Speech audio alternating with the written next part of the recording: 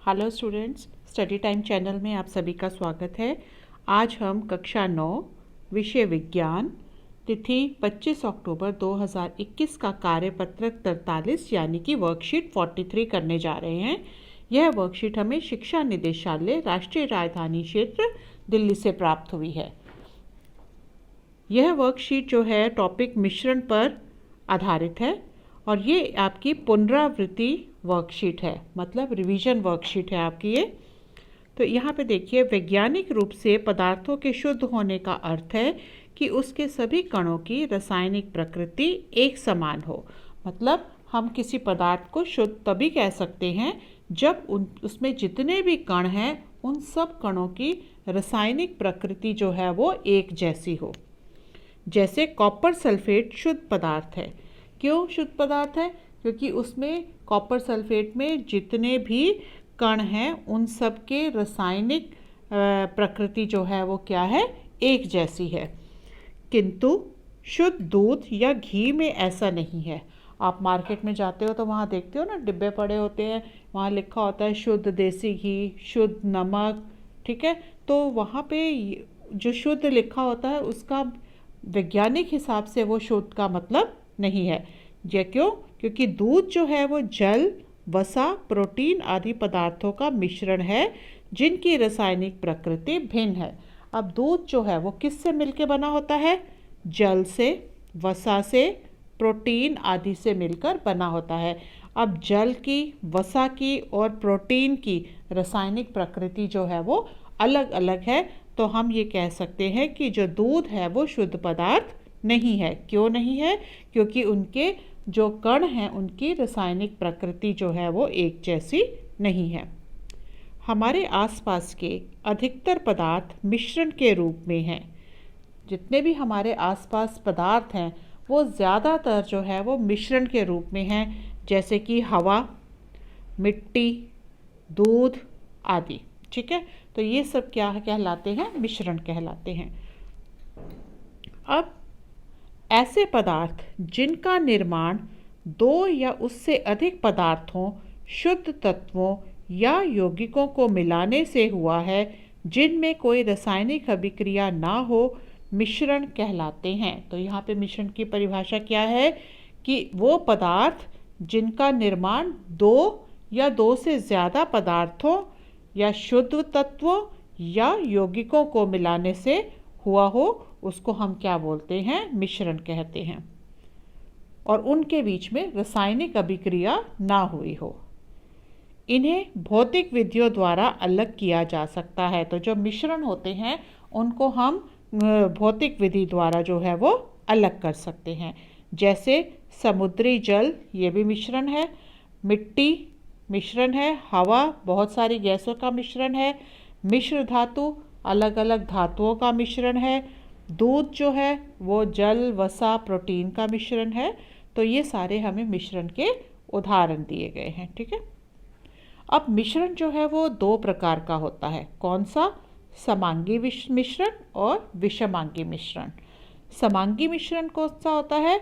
ऐसा मिश्रण जिसमें उसके घटक एक दूसरे में एक समान रूप से व्यवस्थित हों और उनकी पहचान आसानी से करनी संभव ना हो।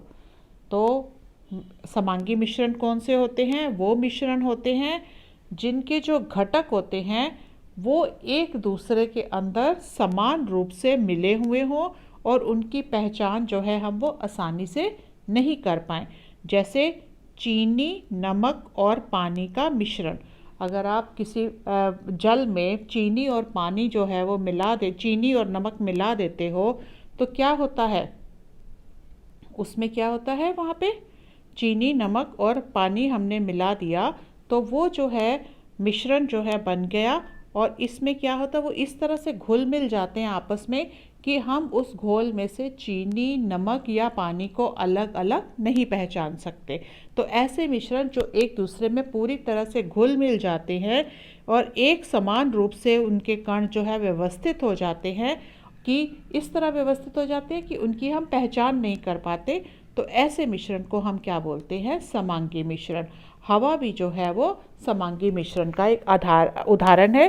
क्योंकि हवा में बहुत सारी गैसें होती हैं, नाइट्रोजन, ऑक्सीजन, कार्बन डाइऑक्साइड, कई तरह की गैसें होती है, लेकिन वो आपस में जो है वो एक दूसरे से बहुत अच्छी तरह से मिली होती हैं और हम उनको अलग अलग, हम हवा में ये तो नहीं कह सकते कि ये वाली कार्बन डाइऑक्साइड है, ये ऑक्सीजन है, ये वो है। वो सारी आपस में इतनी अच्छी तरह से मिली होती हैं कि उनको अलग करना जो है वो मुश्किल होता है।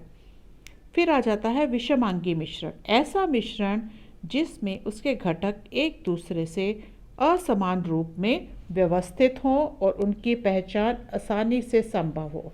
मतलब वो मिश्रण जिसमें घटक जो हैं, ठीक है, वो असमान रूप से व्यवस्थित हो। ठीक है, असमान रूप से मतलब कि हम उनको आसानी से पहचान सके। जैसे चीनी और रेत का मिश्रण, तो हमें उसमें चीनी अलग नज़र आ जाती है, रेत जो है वो अलग नज़र आ जाती है।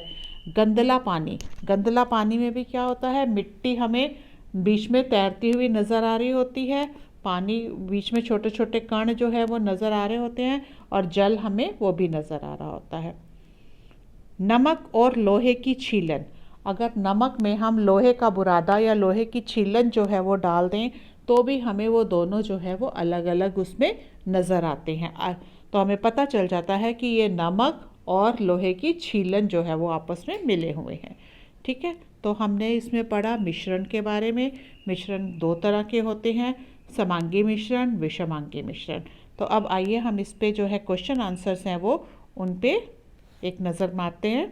तो पहला प्रश्न देखिए, मिश्रण क्या होता है? यह शुद्ध पदार्थ से किस प्रकार भिन्न है? तो यहाँ पे ये मिश्रण की आपको परिभाषा बताई गई है। ऐसे पदार्थ जिनका निर्माण दो या उससे अधिक पदार्थों, शुद्ध तत्वों या यौगिकों को मिलाने से हुआ है, जिनमें कोई रासायनिक अभिक्रिया ना हो, मिश्रण कहलाती है। यहाँ तक ठीक है। तो ये आपका हो गया क्वेश्चन नंबर 1।